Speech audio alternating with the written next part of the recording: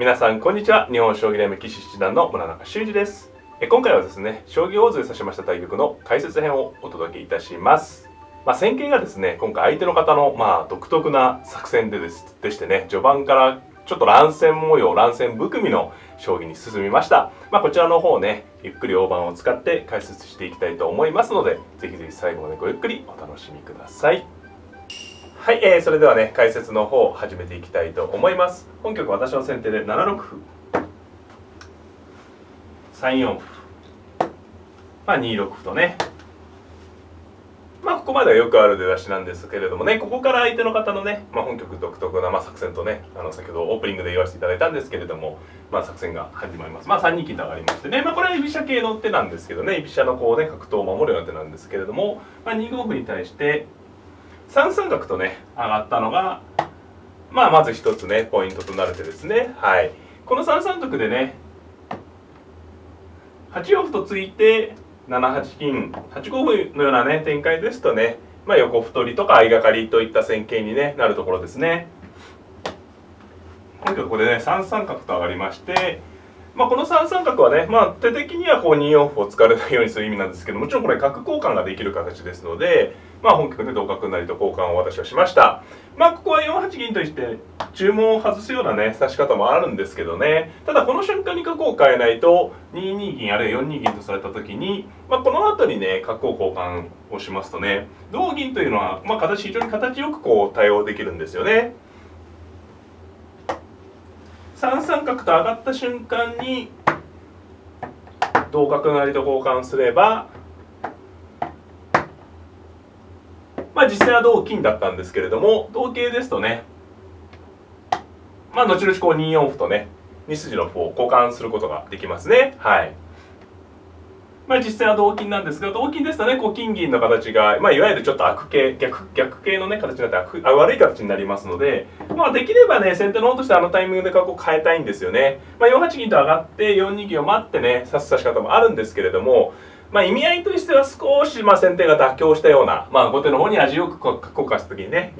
取られてしまうので妥協したような感じになりますので、先手としてはね、3三角成なので同角成とね、あの局面ですと取りたくなるんですよね。はい。で、それに対して同金か同桂かが大きなポイントで、実際は同金だったので、これね、ちょっとね、上級者の方とかね、強い方なら見たことがあると思うんですけれども、坂田流向かい飛車と呼ばれるね、この後飛車を2筋に回って逆襲する指し方や、近年ではね、菅井八段などがすると3二飛車というね、ちょっとこれね、振り飛車模様の手なんですよね。はい。ただこれね、非常に今ちょっとね、近年指されてきてるとは言いましたが、ただやはり実際はね、全体数からすると極めて少ない珍しい作戦と言えますね。はい。で、私はこれで6八玉と上がりました。この6八玉はね、振り飛車を強く意識した手ですよね。居飛車をね、イメージするんでしたら、早めにこう、7八金から8八金とかね、こう飛車の先を防ぐんですが、今言ったようにね、こう3三金の形でこう飛車を振ってくることが、見込まれるというかね、もう想像できるので、王様早めにね、左側に囲いたいという手ですね。ここでね、相手の方がね、また注文をつけた手、これもこの組み合わせ非常に珍しいと思います。6五角とね、坂田流向かい飛車のスタートに筋違い角をミックスさせるという、これは非常に斬新な指し方でしたね。私もあまりこう経験がないですね。はい。これはね、こっちになられちゃうと非常に厳しいので、4八銀と受けたんですが、7六角とね、ここでまず一歩取るわけですね。はい。これもここだけ見るとね、部分的には筋違い角という作戦なんですね。はい。で、7六角に8八銀と上がりました。で、5四角と。でね、ここでね、少しね、相手の方の狙いが見えてきましたね、私としてはね。ただ角打って歩取って引いただけじゃないかと思われがちなんですけれども、これね、万全とこう、7八玉と寄って、例えば2二飛車に、何も考えずね、こう、例えば囲ってますとね、2四歩とついてくる手がね、この角と相まって非常に強力な攻めになります。同歩に、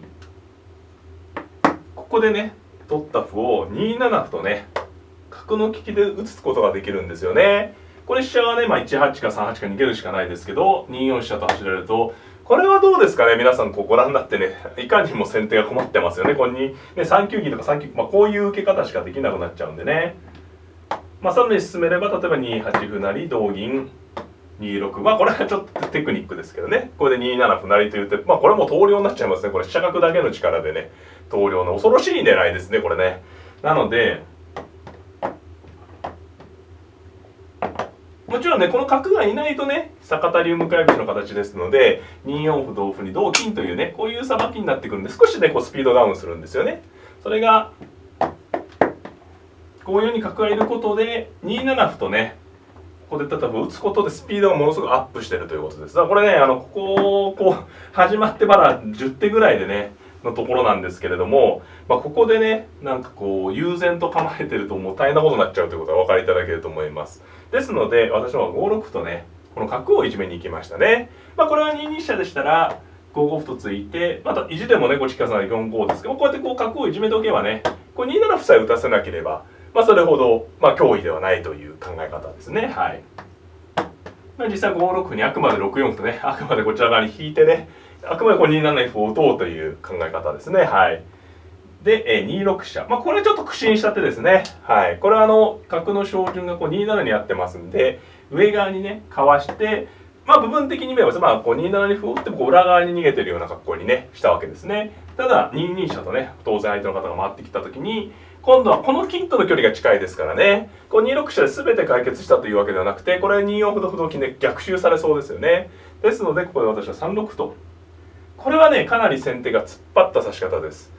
こう3七桂と飛ぶことでね飛車先を補強しながらさらに相手が投資していた角をね歩1枚でこう止めてしまおうという欲張った指し方。ただこう玉形が不安定なのがね怖いところですね。後手もこう居玉なんでねこの辺お互いに非常に怖い序盤の主導権争いが非常に怖いところです。はい。で4二銀、これ4二はね実は結構必要な手でしてすぐ2四歩も考えられるんですけれども、3七桂という対応もありますしこの場合は同歩と取りまして同金に5五角あるいは6六角とねこの隅に角を打つのが実はねこの坂田流向かい飛車あるいは角交換型向かい飛車に対してね有効な筋なんですね。こう次飛車取りでただの飛車取りなんですけれどもこう受けが実はないんですね。こう飛車寄るとこう金取られちゃいますし、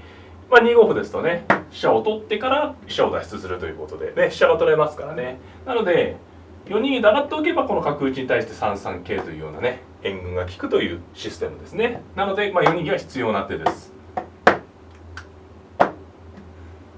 で4二銀に対して私は7八玉でこれいかに少しでもね玉形を早めに安定させたいところですね。はい。で2四歩とねこの辺相手の方非常に鋭い指し方ですよね。角をもう投資しちゃってるので玉の固め合いがあまりねプラスにならないってことですよね。玉を固め合ってじっくりしちゃうとせっかくね早めに角をこう投資してねポイント稼ぎに行ったっていうか少しぼやけてしまうということで先手陣がね立ち直る前にねこう戦いを起こしてね優位を作ってしまおうという考え方です。で2四歩に対してねこれ同歩ですと同金で今度ね先ほど言った6六角が3三桂でできないのでちょっと飛車が息苦しくなるということでね実戦は3七桂とねこれが非常に突っ張った受け方ですね。はい。で3七桂と取りましてこれを2五歩ですともう同飛車とね取ってしまってね同飛車同桂が金取りになるのがミソですね。もうこれで玉がちょっと不安はあるんですけどね後手の方も居玉ですし大乱戦となってどうかという感じです。2五歩もねかなり有力だったと思うんですがここでね相手方一手ね6二玉と王様をね囲いに行きました。で5八金7八玉と7二玉とねこれ将棋でね、将棋あるあるということでもないんですけどやっぱり王様をこう安定させると後手も安心するんですけれども私の方もね安心するんですね。今ね5八金右手非常に大きい手でこう離れ駒が消えてるんですね。やはりこの2手前ですねこの状態というのは非常にね7六桂という手もありますし金もねどこかでこう飛車打たれると金が浮いてるという形ですごい怖いんですが2手ねこう入ったことで非常に強く戦えそうな雰囲気にね、万全とまではいかなくてもね非常に安定しました。もちろんこの6二玉7二玉もね大きい手なんですけれども、この交換がどちらが得かっていうのはね非常に難しいところですね。はい。で、実際私はね7二玉に対して6六角とねいよいよ動き始めます。玉形をねさらに固めるとしても結構難しいんですよね。5七銀ぐらいがどうかぐらいの話なんですけれども6六角と打ちましていずれにしろやはりねここの下のラインに角を打つのは結構急所の手になります。次に2四歩と取る手がありまして同金なら飛車が取れ同飛車だったら同飛車同金に1一角成とね取れるということですね。はい。ですので、2五歩でしたらねいずれこの場合からず同飛車と取ってね強く戦えると。はい。ですのでね4四歩と相手方4四歩ね緩和してきたんですがこれで2四歩と取りましてね同飛車ですと同飛車同金に2二飛車と打つ手が非常に厳しい手ですね。金銀両取りで王様がこういるんでね、3三銀という受け方ができません。だからこれはねもう技ありになってしまうので、相手の方はね同金とね金で取ったんですが、4四角というのがね好調な手ですね。で3三桂と、これはこの一手の受けですね。銀ですと5三角成がありますので3三桂はこの一手の受け。そして2五歩と、これはね結構私の方は先ほど言ったように陣形が固まったんでちょっと勝負にいってますね。これは同金ですと同桂でいいですし、金が下がるような形ですとね非常にこれ重い形になってしまうと。具体的に言いますと、例えばこれで4六歩と突いておいてどこかで4五桂という感じでさばくような感じで、先手の方がね非常にリズムが良くなってきますね。後手としてもね金が下がるような感じですとね、せっかくのこの作戦の意図がなくなってしまうということで1五金とね勝負にきました。先手としてもこの手が一番怖いところです。で2九飛車、こうね呼び込んでますよね。かなり私の方もね呼び込んでますが、この4四の角の睨みがね一応私の方としては支えというかところですね。あと陣形がしっかりしているということです。これ例えばねもう繰り返しなんですけど、こういう形で戦うのが非常に怖いですよね。2手入っていることで、ある程度呼び込んでもね戦えるということですね。で次に1六歩と突いて、この手が間に合えばね、非常に分かりやすく金が取れますんで、これ意外と後手の方が忙しい局面ですね。ということで2八歩とね叩いてきました。同飛車2七歩とね、これは全部飛車取りなんでね同飛車と取るしかないんですが、そして3六角とね、後手もこの角をなんとかね、先手の角は結構そこで、ね、働いてますからね、この角を使いたいところですね。で2九飛車と、どうですかね。ここで結構指す手難しかったですね。もうちょっと歩がいっぱいあればねまた叩きっていきたいとこなんですけどね、あいにく一歩しかないので、実戦はねこれで2六歩とね打ったんですよね。これ部分的には非常に厳しい攻めなんですけどね、実際の1六歩と突く手がねやはり金取りになるんですよね。他の手も難しいですね。2七に打っても1六歩と突かれて、ここにね角が効いてるんでね金がかわせないんですよね。実際は2六歩と打ったんですけど、1六歩とね金を捕獲に行きました。2五金ですとね同桂と取って、同桂は飛車が取れますし、同角も2六飛車でよくて、同飛車も2六飛車とね走るとこう非常にぴったりね、そういったこれ金も持ってますからね、金桂交換なので、これはね居飛車が良くなります。やはり金右の桂で金取ってる感情になりますからね。ですので相手の方はここでね2七歩成と勝負してきました。これはしょうがないですね。金逃げると歩取られちゃいますからね、もうしょうがない攻め合いです。で1五歩と、やはり金がね手に入るのは大きいですね。こう部分的にはひどい格好ですけどね、破られてひどいんですが、やはり実利の金はね大きいですね。で、実戦は、これ3七と取ってもね同銀ですしね、もう一杯あればレバタラずっと言ってますけどね、2八歩と打てばこう飛車がね抑え込めるんですけれども、ちょっとね歩がないということで、実際は3八とね、3七とも同銀で効果を薄いので3八とと入ってきました。ここで細かいんですけど、うっかりね5九に逃げちゃうと2七角成とやられて、これは結構先手難局でしょうね。先手が次に、桂取る手や4九とという手でね、これ一瞬金得ですけれども、駒はね駒損回復がもう約束相手がされてるんでね、実際は2六に見てねこの手がぴったりな手なんですよね。後手としてはこの手が効くのが痛いところですね。で、銀を取りまして同金、金銀交換ですね。で3五銀とね、この手が後手の方からすると狙いの一手ですね。これ角が逃げてるようですとね2四歩と突かれてもどんどんねこう破られてしまうので、後手は引けないということで3五銀がねこう角取りを受けながら両取りでぴったりなんですが、ここからのね3手が私としてはこの本局の自慢の一手というかねとこでしたね。同角と取って同歩に3四歩というような戦い方ももちろんあるところなんですが、3六飛車とこの角をね取っちゃう。この角を取る手自体はね大した手というか絶対考えそうな手なんですが、これで角を取ればね3四飛車足して、これも好調ですよね。後手歩がないのが痛いですね。なのでもちろん飛車を取り返してくるんですけれども、これですね、ここで実戦次の一手がねありましたね。相手は飛車角、現状角金と飛車銀の交換ということで駒の総得ほぼないんですが、やはり一手で私が手番を握っているのが大きくて、しかも次の手がね非常に気持ちのいい手、ちょっとねまあすっぽ抜けたらひどいんですけれどもね、指してる時対局中もねこれ、まあ気持ちのいい手なんですけれど、何かうまい受けがあるとひどいんですが、1八角とね、これね遠見の角に妙手ありという、まあ、格言が実はあるんですけど、この角打ちがねぴったりでしたね。これねちょっとすっぽ抜けたらひどいというのはやっぱこう隅に打つ手なので、まあ、具体的に言うと例えば歩とかでねこう止まっちゃうともう一手で止まったらひどい角になっちゃうんですよね。ただまああいにく相手方ね歩切れなので、でねこの遠くの7二の玉に選んでるのが大きいんですよね。これはまあ3七銀成みたいな感じで、まあ非常手段的にこうね金銀桂交換で脱出できればいいんですけれども、もちろんこう角が王様に効いているということで、はい。でこれねまあ身動きが取れなくて刺さった格好ですね。いわゆるこう角の利きが刺さった格好ですね。これ無理に刺されるとしたらこれ1六飛車とこう打つぐらいしかないんですけど、これはまあ1七金と打ってもね、まあ、結局は全部取られちゃうんですよこれ後手の方もね。この1八角がね本局あったのがまあ作ったような手なんですけれども、まあ、本局のまあ決めてまあ部分通性形成を決定づけた手と言っていいでしょうね。で1八角にまあやむを得ないですね、この8二玉と。これはもう銀はしょうがないんでね逃げたんですが、3六角と取りましてね、これやっぱポロッと取れてね、これで金角金と飛車の交換というね計算になりました。で、2九飛車とまあこう打ってね香車を取り返そうと。まあこれね実戦編の時もちゃんと言ったんですけど、1八香みたいなねすごい渋い手もあります。これでね飛車を成ってきたら歩を打ったりしてこう駒得を主張するようなね。ただこの場合ねまあ寄せを目指しました。これで優勢だったんですけど、この角の利きは非常に強力なんで今度ね4四の角を使いたいと。で7四歩とね、この手がね急所の一撃になりましたね。次に7三歩成同桂7四歩、まあ同玉ですとね8一角成と桂馬が取れるんでね、同桂なら7四歩という自然なね攻めがあります。ですので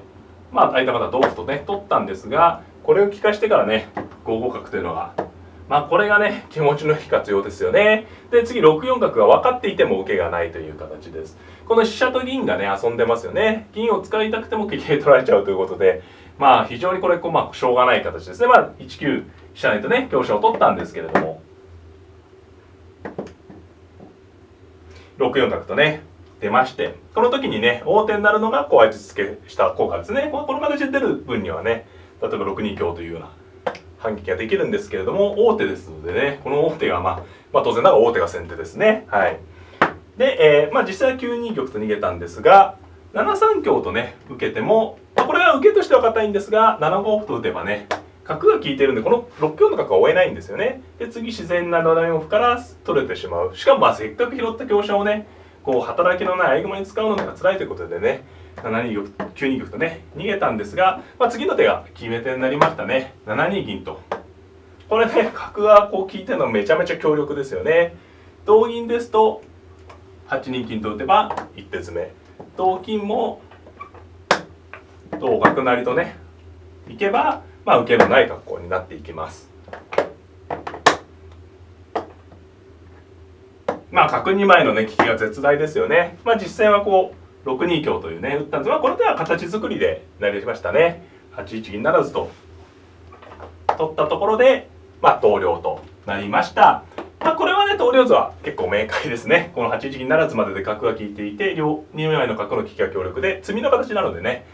決着となりました。